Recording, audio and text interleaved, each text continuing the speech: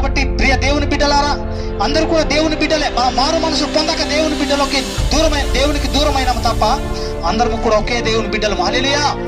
కాబట్టి మనం అందరము కూడా ఈ నిజమైన దేవుని తెలుసుకొని మనం మారు మనసు పొంది ఉంటే మనము చనిపోయిన తర్వాత పరలోకానికి వెళ్తాము. లేదా మారు మనసు పొందకుండా ఇలాగే చనిపోతే మనం ఖచ్చితంగా నరకానికి వెళ్తాము. కాబట్టి మనం అందరము కూడా ఈ సాయంకాలపు వేళలో ఈ సువార్తను మాత్రము మీరు అశ్రద్ధ చేయకుండా సరదతోటి విని సంతోషంగా మీరు అంగీకరించినట్లయితే ప్రభువు మిమ్మల్ని కూడా సంతోషంగా అంగీకరిస్తాడు. లేని ఎడల మీరు ఖచ్చితంగా నరకానికి వెళ్తారు. కాబట్టి ఒక దినంలోనే మేము కూడా ఇటువంటి పరిస్థితులు ఎదుర్కొన్నాము.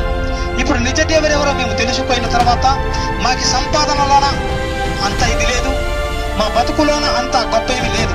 కాబట్టి మన జీవితం అంతా మన పని కొరకు, మన ఈ ఆటల కొరకు, దీని కొరకు, ఈ లోకము కొరకే మనం